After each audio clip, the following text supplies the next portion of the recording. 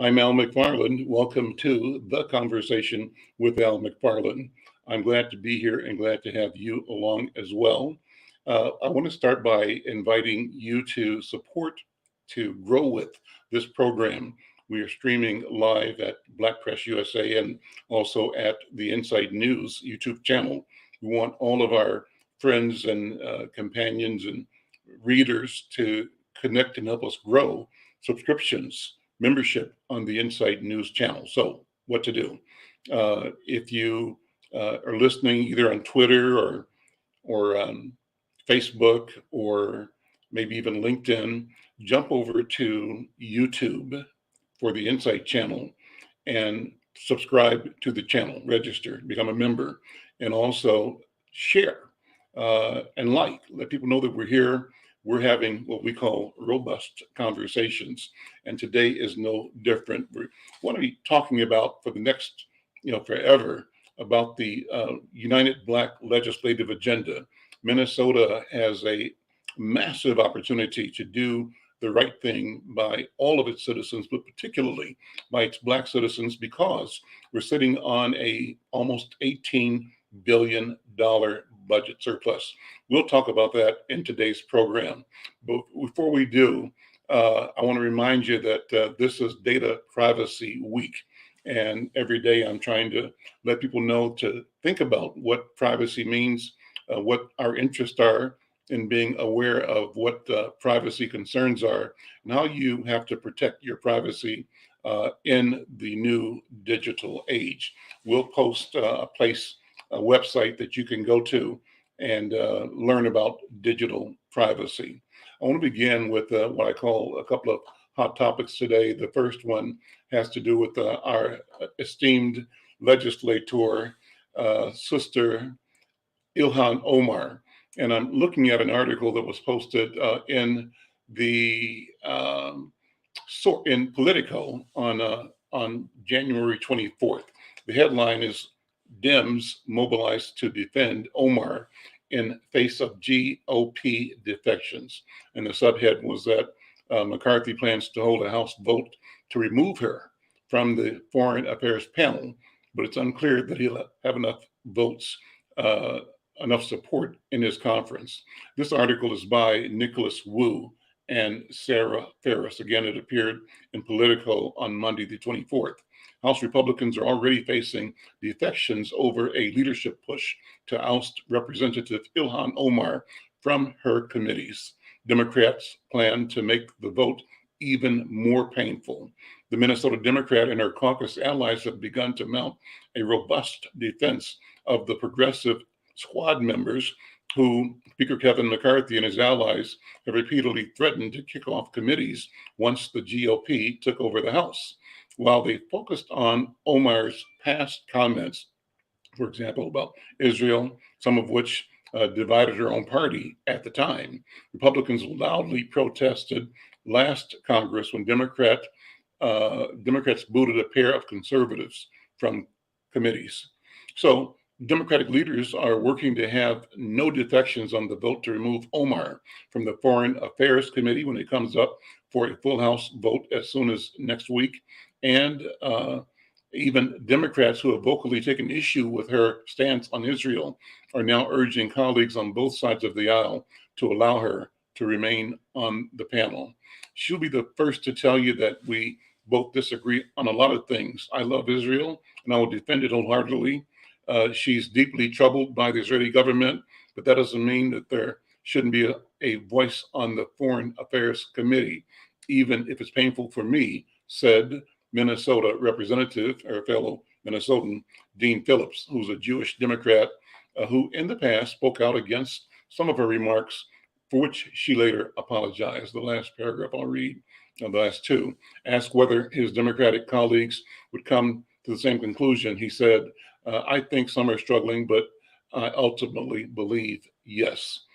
Taking Omar off panels only requires a simple majority vote, but even that could prove difficult for a House GOP with the historically slim margin and a second public defector emerging, such as Representative Victoria Sparks, Republican of Indiana, who has joined Nancy Mace Republican South Carolina, and declaring that she would not vote for yanking Omar. So that's the story on Ilhan Omar. And I think we got some video on that as well.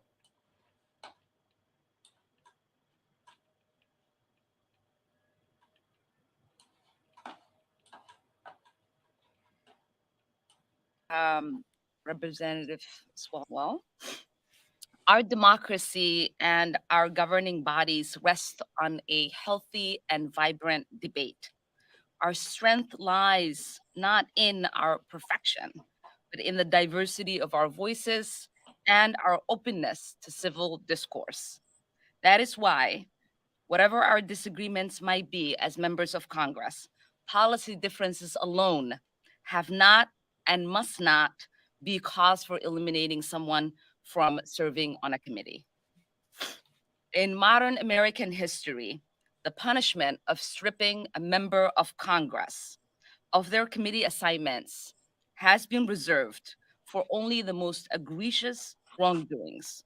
Those convicted or indicted on corruption, those who have engaged in bribery, sexual misconduct, encouraged violence, or other grave charges. I have served on the House Foreign Affairs Committee and the House Education and Labor Committee for the past 2 terms, committees that I have lived experience and expertise in.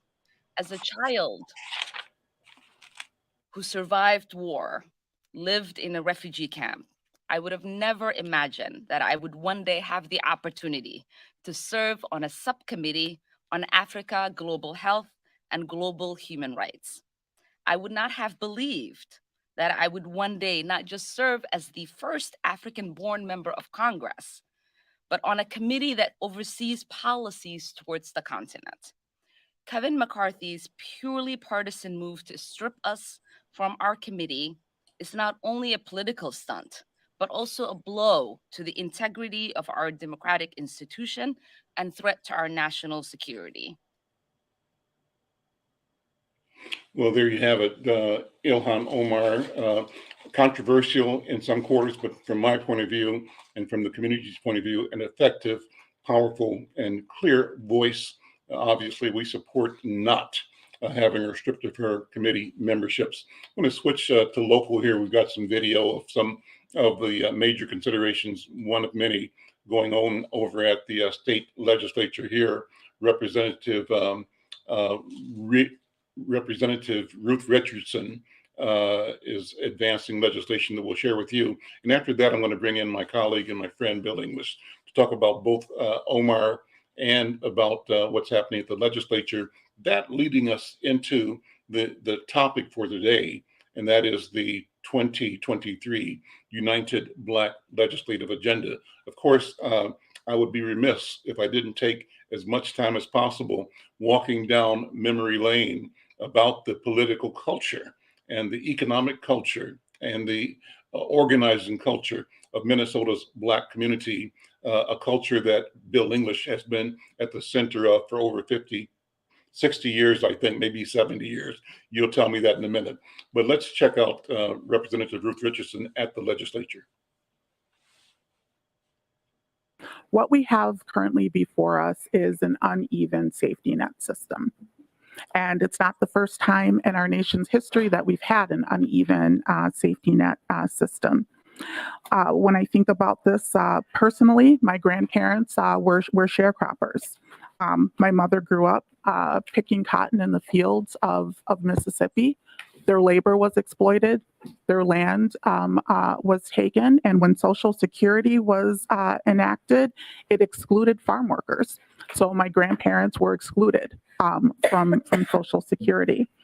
On my dad's side, my grandfather fought in World War II, and he came home and he was excluded from the GI Bill. There's a saying, when you know better, do better. And we know that every person who is working within the state and within this nation at some time or another is going to face illness. And it is important that we have access to a universal program because we value people's humanity. We shouldn't have programs that say that because of who you are, who you look like, who you love, where you live, or what your title is, that you are eligible for leave and others are not. So I recommend that a yes vote, and that we do a vote to ensure that every person who needs leave will in fact get it. There we go, Representative Ruth Richardson on paid leave for Minnesota. It's my pleasure to bring into the studio colleague, elder, leader, and community business leader, corporate leader, retired but working harder now in retirement than ever, Bill English. Bill, good afternoon. Welcome to the conversation. Good to see you again, my friend. Well, thank you, Al. And as usual, your conversations are spot on, and they deal with more than the shallow mainstream media, which typically deals with our issues very superficially, often falsely, and clearly biased. And that's why a program like this and your Insight newspaper are not very valuable. And I don't need to patronize Insight. You've earned the praise that this community deserves, gives you. Now, I haven't said that. Let me correct you. I'm old. As a matter of fact, I'm blessed to be 88 years old. 88. 88 years Amazing. old. You look so good, man. And I've been ill for the last 6 weeks. I'm just recovering from RSV. And it scared me for a while, Al, quite frankly. But as of yesterday, the doctor said I've improved substantially and my energy is back, and I'm ready to put on my big boy pants and go to work every day for our community. And that's what I've been doing for the last 55 years. Mm-hmm. And I don't intend to stop. You know, I owe, and I will continue to play it forward so that somebody else will one day pick up this mantle, as many others have, including you and your leadership that you've provided over the years, the many years we've known each other. Some days I reflect how we first met, some fun things we did together at national conventions with your help, General Mills things. Oh boy, we had some fun back in those days. But let's move forward to the discussion around a united. Well, before we do that, I wanted, Bill, for you to make a comment about the two news clips I played. Give people sort of a Minnesota hometown context on Ilhan Omar and the threat that the Republican effort to remove her from committee, what that means not only for her and her effectiveness as a legislator, but what it means to our voice as a community, the voice of those who voted her to go to Washington to represent us. So talk about that first of all. Sure. What do you think? Well, first, let me ask you a question. In your preliminary discussion, I heard you say something about Dean Phillips. Either he was pro or con her being on the committee. Could you tell me what you said, where he is? Dean Phillips was saying that even though he has had words with her, it's my interpretation, disagreeing with her posture on Israel. Yes. They've had a chance to work it out, and where there's been an information gap or lack of clarity, he acknowledges that she has apologized, and he feels that she should remain on the committee. I just so want to Dean be sure. Phillips is saying that I'm in favor of keeping her on the committee, and he believes that everybody else in the caucus will have the same position. Well, I certainly have. I just want to make sure, because Dean, I live in Dean's district. I need to make sure I knew where he stood. Yep. Because I don't always agree with him. Right. Okay. But having said that, as far as I'm concerned, I share some of your views. I never felt that Omar was and knowledgeable enough about the historical relationship between the Jews and African Americans, or ADOS people, as I choose to call them now, to make comments like she made. You know, some people did something bad on 9/11. Just doesn't cut it with me when we know. CIA know it was the Saudis. Everybody else knew it was the Saudis. I don't care what religion the Saudis have. I don't even know what they are. I don't think they know what they are sometimes, because they're mixed. One day they're strictly Islamic and women have to be veiled. The next thing, they're women are driving cars. So there are a lot, and they certainly are a dictatorship. But her right to be on that committee, as with one of the most esteemed members of Congress, one of the most brilliant legislators, Adam Schiff, is also being kicked off. Mhm. I resent his being kicked off. He stood like a star on that February 6th commission. And he's been an intelligence member for years, and a good one. So yes, I think Omar should be on there, and we should let them know. And I expect every member of the Democratic caucus to support her. And so I'm expecting that.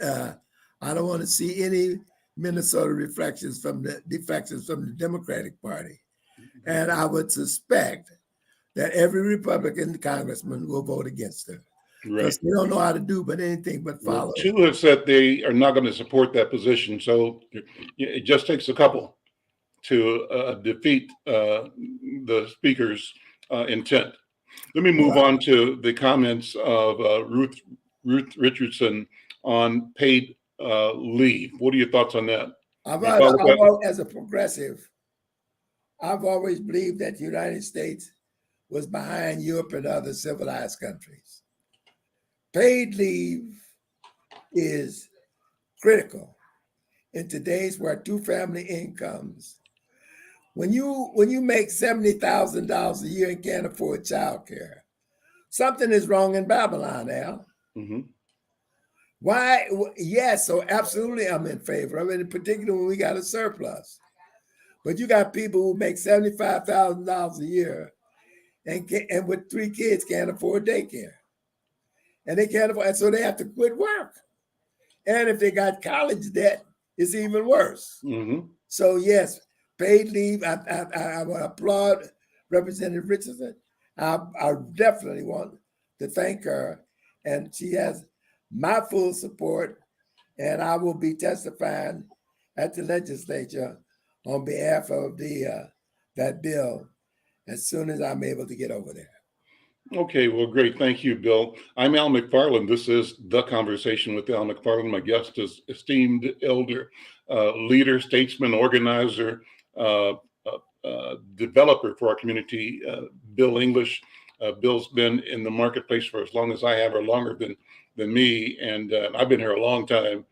Bill just announced that he's 88 years old, and I'm telling you, Bill, you look great, you sound great, and I'm glad that you have come through the recent illness, and wishing and praying for the best, because I believe that your best days are still ahead. The knowledge you've accumulated, the experience, the lived experience, and the continued development of an attitude of fearlessness and an attitude of fierceness when it comes to representing the interest of our people.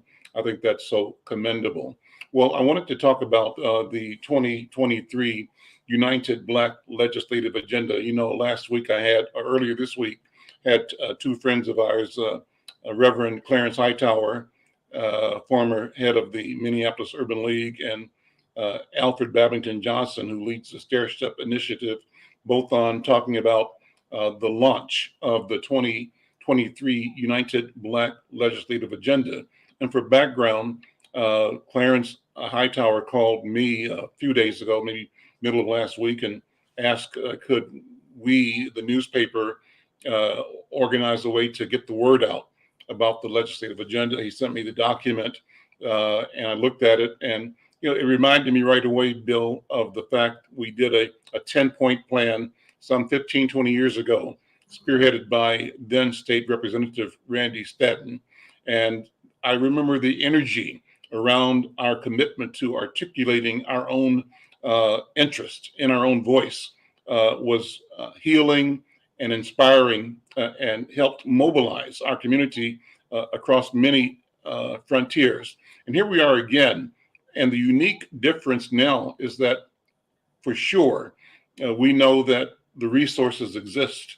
The state is looking at a budget surplus of almost $18 billion. And so what I presented when I organized the data in the 2023 United Black Legislative Agenda into an advert or a announcement, a public service ad in Inside News, the theme that kept popping up was invest now, invest now, invest now. And the idea of investing leads to encouraging the state to invest in business, economic development, and employment, and public safety, in housing, in education, in health and wellness, and in policy issues. So I wanted to, we've done this before. This is not the first rodeo for the community. And that's why it's so important to talk to you, to put this initiative in this time in context. So what do you think? Well, as you say, we go back. It was a 13-point agenda, Al, not 10. Okay. It was done in red, black, and green, if you will recall. And that was the brilliance of our dear friend, Randy Stanton, may he rest in peace, as a legislator. But let me say this. We find ourselves as we move forward with this Black agenda. I'm appreciative of the work that Clarence and Al Flowers and others, I understand the NAACP and the Urban League are all, and Stair Step are all engaged. I did put Clarence in touch with Tim Baylor, one of the major investors on Broadway. And what we found out is that 5 different groups of people have asked us, submitted proposals for $25 million for Broadway. Now that speaks to our inability to be transparent and communicate with each other. And we don't, white folks didn't cause that. Let's be clear. That's us acting on our own volition. And we run over there and say, boss, give me my $25,000. They then choose between what they consider to be the nice Negroes versus the real Black ADOS people. And they end up often giving money to sources that don't spend it very well. Al, we're in an unprecedented position. Not only do we have $18 billion in surplus. 18 billion with a B. Billion with a B. We have 18 billion with a B in surplus. You've got a $50 million grant by the Bush Foundation that is given to Nexus to spend a year to figure out how to deploy it. So now there's 50 million right there. In addition, the George Floyd murder brought in somewhere in excess of $30 million on each side of the river, brother. $30 million. We know they spent $6 million trying to get rid of the police. Many of us thought that was foolish, including many people in our community, but they spent $6 million of that money. Some would say, and I agree, that the initiative now seems to be, we're intersecting with the LBGT community. I have nothing against the LBGT community, none at all. But their agenda is very different than ours. And I don't think they intersect very well. I think we have to speak for ourselves. George Floyd was a heterosexual Black male. And I don't think that he would appreciate resources being directed away from the large number of heterosexual Black people and organizations who live in this community and who've been under-marginalized and underinvested for years. Mhm.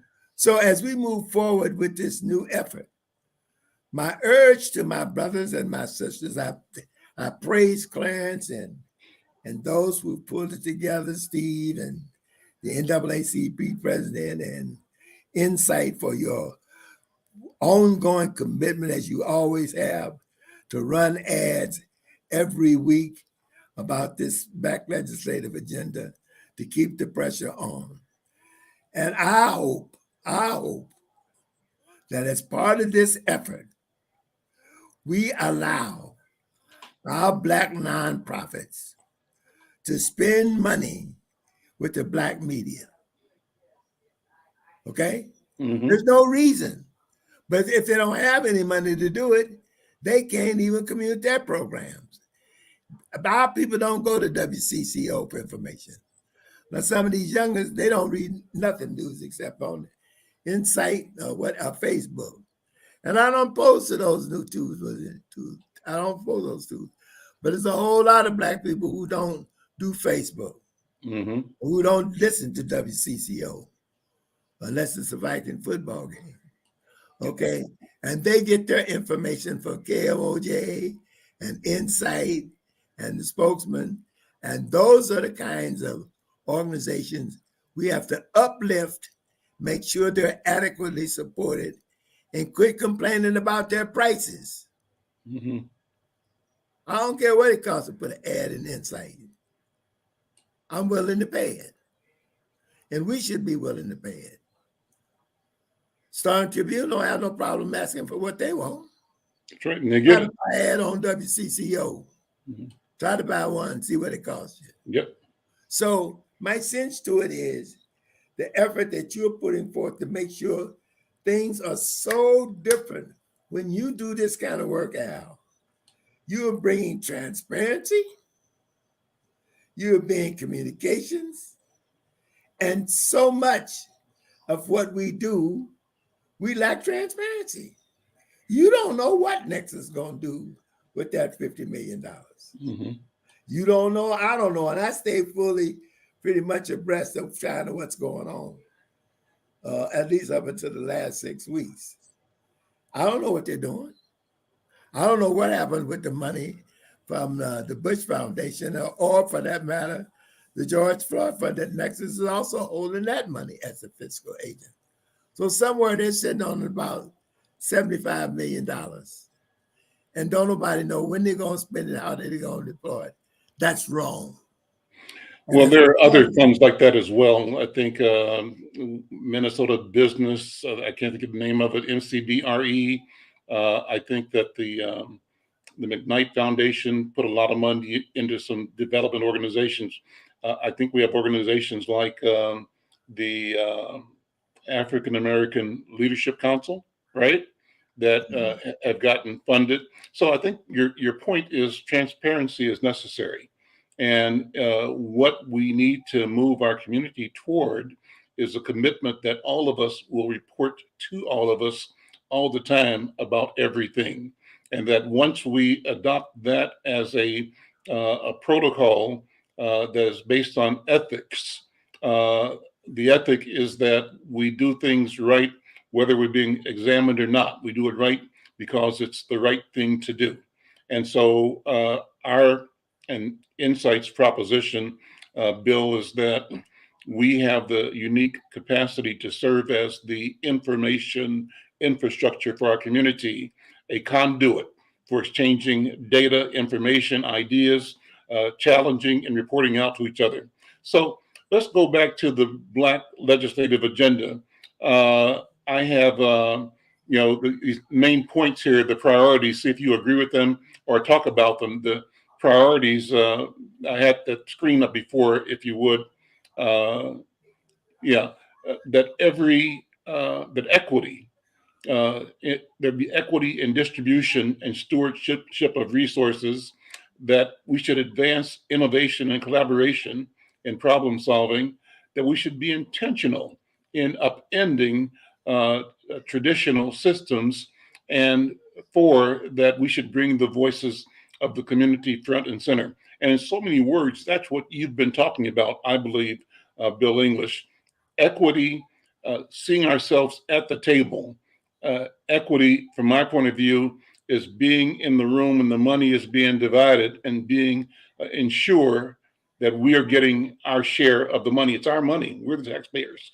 And we should be part of the mechanism that decides who gets what, and that decision should reflect us having spoken for and achieved equity, our share, for the things that we have defined as priorities, advancing innovation. And so there are a lot of new ideas, and we ought to be able to fund new organizations, new agencies, but also fund the organizations and institutions that over the long haul have been standing in the breach and making a way for our community to mobilize and to identify itself and to project its interest by serving our community.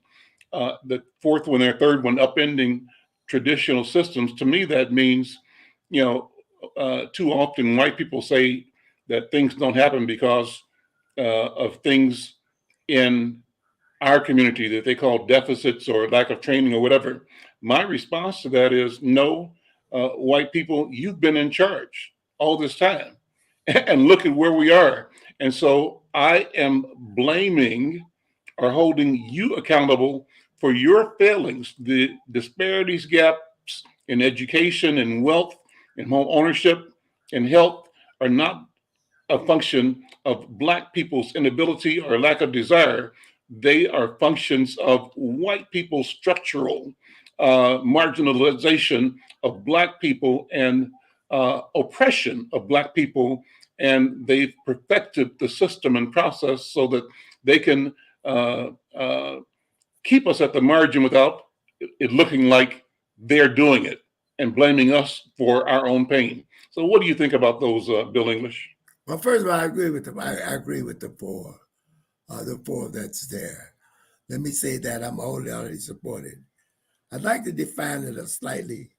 I want to expand it just a little bit. Yeah. Equity in distribution and stewardship of resources. What does equity mean in my mind? Mm-hmm. African Americans, ADOS, let me change it. ADOS people. Break down ADOS. A lot of people are not up on that yet. American descendants of slaves. Okay. And the reason we went to that terminology is because some people from the continent and others found it convenient to say I'm African American, but then when they say then we're Liberian or we are Nigerian or we're this or we're that, and they don't necessarily identify with us on many, and we've seen how they have in many instances operated against our interests. Now I'm not angry with them because I know what many of them come in with a colonialist attitude because they've been taught that. What I know is that we have to stand up for us. I'm not opposed to them doing anything. It will never fight them. But I'm going to promote ADOS people because we made a way for them to get here. And one day they will appreciate it. Because I remember when nobody was coming from Africa. Mm-hmm. Okay? I remember that. I remember John Conyers and others fighting to increase the number of people from the continent and the Caribbean to the United States.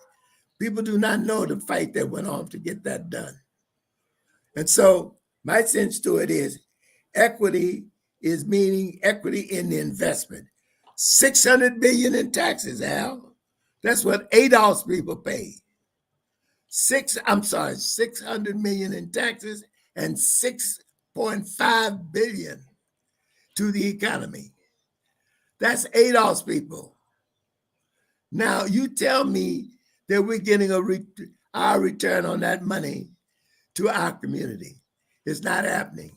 Mm-hmm. And so when we talk about equity, we're talking about investing. So $100 million out of an $18 million budget?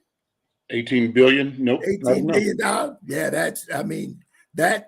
that says to me $100 million is not a overreach ask. Advancing innovation and collaboration in problem solving. I'm going to say it to you like this. I want to advance innovation and collaboration in creating Black technical businesses. You know, the Brown Group, I just got $10 million from the Brown Venture Group, which is local. Their equity firm. They just got $10 million from Best Buy to invest in Black businesses around the country. So I hope they find a way of investing in some of our high-tech companies. They're going on. We got a couple going on right now. Serious, and I'll share them with you when we can do it privately and I get you under NDA. Because they're imminent. I'll give you an example. We just got through, Devin George has been a client of mine. We just got an approval to build a modular manufacturing facility, modular housing facility in North Minneapolis, an existing site. The city gave us a $2 million loan. It's been approved already. That's forgivable for over 30 years and low interest rate. In addition, they offered to write $10 million in commercial bonds, which could have been sold to U.S. Bank and any other bank. As is fortunate enough, Devin had, because of his relationships, is able to get some new market tax credit, and that saves him money on debt service so that he doesn't need the $10 million in bonding. There's another program coming on that I can't discuss right now because it's very secret. It's nanotechnology, and it's a game changer. And we're advancing that very quietly through the city now to get them behind. I was with Deed, and thanks to Senator Champion, last week on the modular housing, and they're all behind it, and they're figuring out how to match what the city does. And so that would be a $4 million plus Devin's own $3 million investment in it. That's $7 million. And then with the market credit and other investors, we can get to a $20 million project. But that isn't the game changer. Game changer is by the end of 24, it will employ 330 people at jobs starting at $30 an hour. Yep. That's the game changer. 70 before the end of this year. Now that's a local boy, Devin George, who's doing the right thing. He came here. His father told him, the people who grew you and supported you when you weren't nothing, now you need to reach back to them and bring them along. So when Devin came to me and said, Mr. English, I need your help because I know who you are. My mother would not have been able to send me to Benil St. Margaret if she don't get a chance to work at that control data plant, as did Bobby Champion's mother. You know, my first job at control data. So my point is that equity is important, advancing innovation. The more artificial intelligence, nanotechnology is brought in, we actually put into the mayor's plan. It wasn't just me, but I led it. Who supported me? Interested was Louis King and Kenya McKnight and Tanya from McKnight Foundation. We got into the mayor's plan, advanced manufacturing and modular housing. That will allow us to have living wage job that's sustainable for the next 25 years.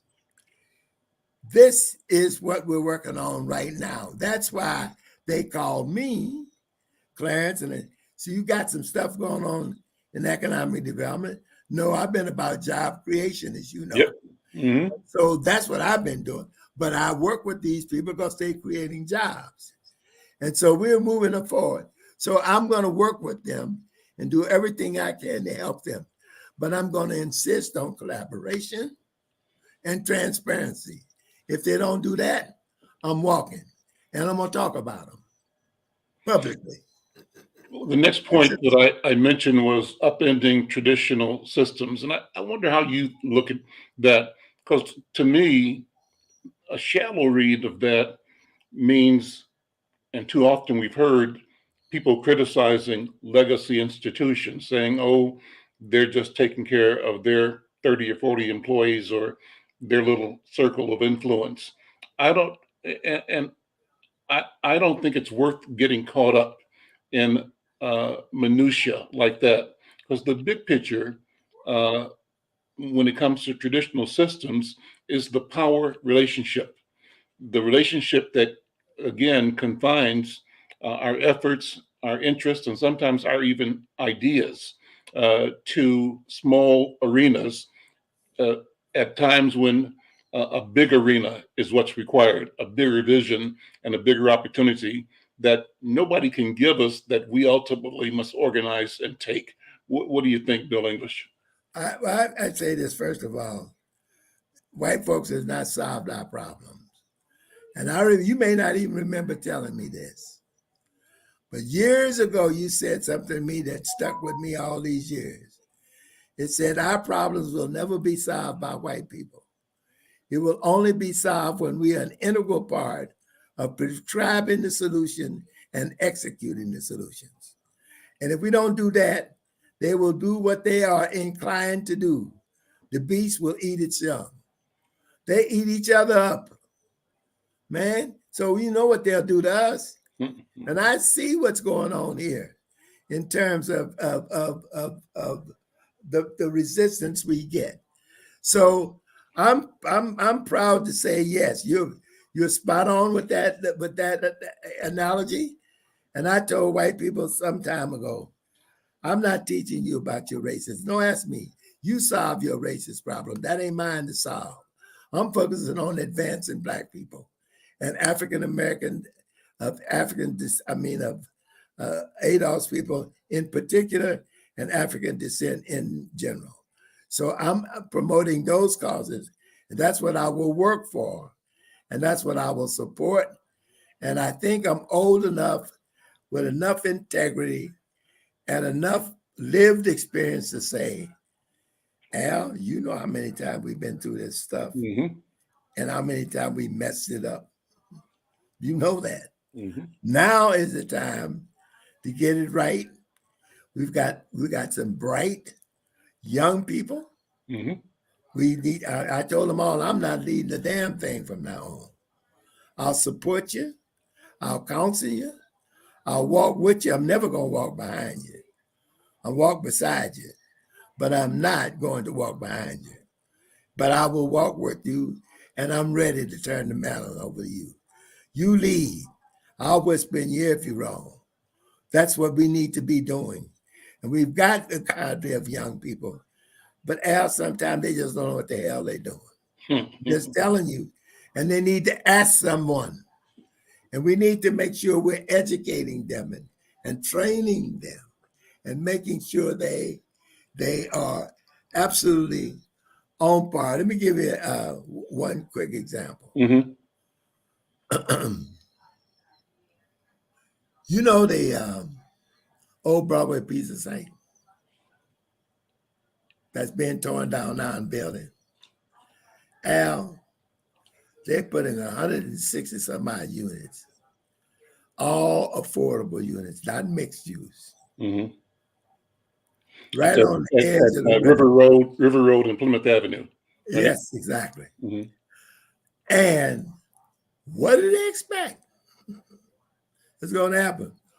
When you got, and that, if they don't have some living wage jobs, my bro, they ain't going to be afforded. This all be subsidized. And that is going to create a concentration of poverty. It didn't have to be done that way. It could have been the mixed use housing. There's going to be, on the Upper Harbor Terminal site, 700 units of mixed use housing, third affordable, affordable, and what I call attainable, which is workforce housing for people who got a job, and then 30% market rate. Now you're creating a community, and that's going to be a destination point. 18,000 square foot facility, amphitheater.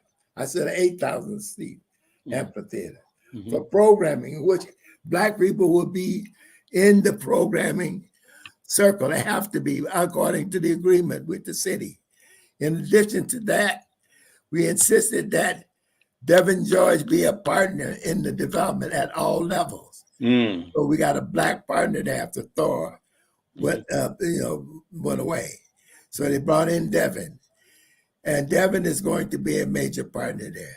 So he's going to be building some of those 700 units of housing, and we're going to be using modular housing to do that. So people are building the houses that they can then afford to buy or to live in.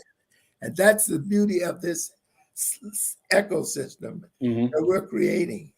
And we expect to move into reconfiguring the facility on June the 1st. We start that, and we hope to be ready to go sometime in the early fall and start hiring the first 70 people.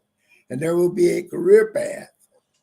Now, you may start off assembling, but you can go to inspector, to then installing and maintaining equipment all around the country. And he's got enough interest from all over the country in this game and internationally for this product. It's going to blow you away when you see it out. Okay. I'm excited. Let me do this. I'm so glad to have this conversation with you, Bill. We talk all the time in meetings and things like that, but I think it's important that I wear my hat as the reporter, questioner, and invite you to reflect on the history of our community and the history of your personal path to engagement, both the challenges, the successes, the things you may not have considered successful. And also, it's always, in my view, appropriate to talk about the lineage. What line do you come out of? Whose shoulders are you standing on as you make your way through life? And so I want to take a minute to reflect, and have you talk about the Bill English story, if I put it that way. If I said, Bill, let's do the Bill English story short version of it, what would you tell me first? Well, it's interesting if you say that. I'm working with two writers now that are writing my memoirs, thanks to my old boss at Control Data, who commissioned them to write a book about me. And it all came through with the modular housing thing. That the guy who owned the building found I worked at Control Data, asked me if I knew Norbert Berg, said he hired me, he promoted me, he protected me for 32 years. He hooked us back together.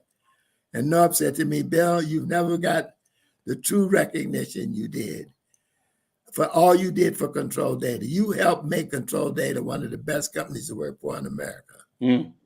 And you put plants in areas where Black people had a chance to go, to grow and to thrive. And he said, and so I'm going to pay two writers, commission them to write your story. Yeah. I said, not an autobiography, because there's some stuff I ain't telling nobody. But I will write my memoirs and the highlights, both the good, the bad. I want to be authentic. And I've always been a flawed man. All of us are. But I intend to be authentic and tell the truth. So, let me just quickly give you an overview. Grew up in an all-Black town called Brooklyn, Illinois, right outside of East St. Louis. Matter of fact, you couldn't tell when you was in one town or the other. Founded by slaves who escaped across the Mississippi River into Illinois, founded a town, named it after Elijah P. Lovejoy, an abolitionist who had a paper in Alton, Clarence Hightower's hometown. And he was an abolitionist, and they burned his paper down and killed him. But he had armed the slaves in Brooklyn, got them to arms So they weren't slaves. They couldn't come across the river and take them back because they weren't having it. They fought back. They formed the church, Quinn Chapel, AME. And when I grew up, Al, I went to all black high school. All my teachers had advanced degrees because they couldn't work nowhere else. Schools were segregated. And we had grocery stores and pharmacies, and everything was black. And the biggest nightclub on the either side of the river, because St. Louis closed at 12 down. East St. Louis, Illinois stayed open till all night. And so we got all the parties. I used to see B.B. King come to the Harlem Club where I worked on the parking lot for 75 cents. Ike and Tina Turner. So I grew up in that era, but with people who inspired and motivated me. My mother was the strongest force in my life. She told me that I was good looking. I was smart. She put me in school early, which I did not know. She put my age up. So all of a sudden I realized I'm in school with big guys bigger than me. Yet I could handle my own academically with them. And so it worked out. And so obviously I was the first in my family to go to college. It wasn't the last one, though. That's good.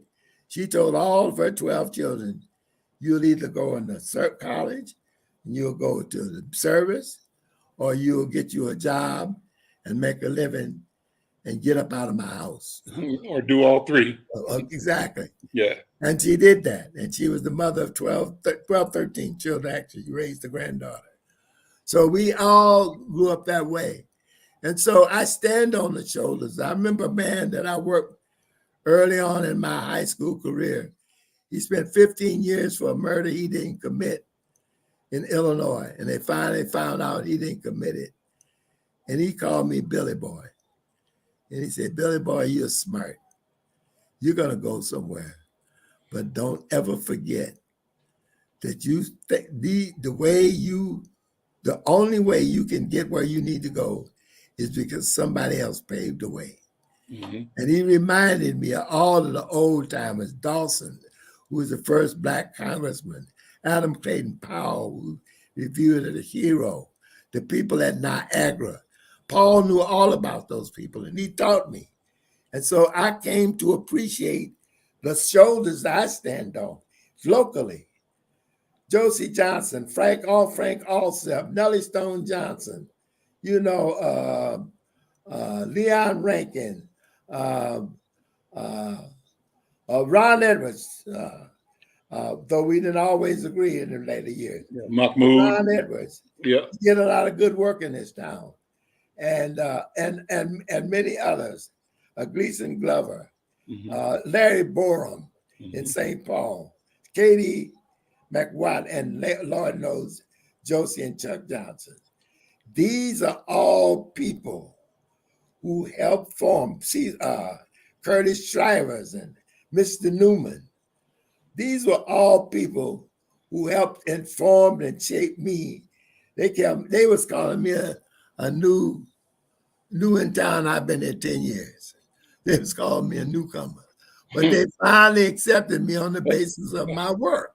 Yep. Because I got involved. We created something called the North Central Negro Voters League. We registered people to vote. We created the CVTAR with Mahmoud and Larry and some others, which is Latin for citizens. And we got involved politically and otherwise. And that was the start of my getting involved. And I got to meet Josie and Chuck and Katie McWatt in St. Paul and Bobby Hickman and others. And we all worked together. The river didn't seem to mean as much to us then as it does now, because we all work together. But we're still seeing better cooperation on both sides of the river. So I'm encouraged about the path forward. But I know it will only happen if we continue to be vigilant, we continue to be engaged, we intentionally speak truth to power, and we insist that we are never at a table that we are not considered a total equal. Never.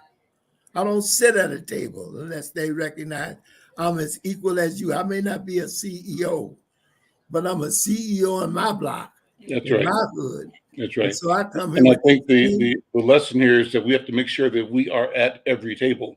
Bill, we're out of time. Thank you so much, man. It's always good to talk to you. Good to see you.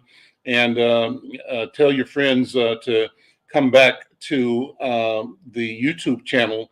They can catch this interview with you and share it with their neighbors. We want to build community. We invite people to go to Insight YouTube, share, subscribe, like, help us grow this conversation. We'll see you next time. I'm Al McFarlane. This is The Conversation with Al McFarlane. Take care. I'm on.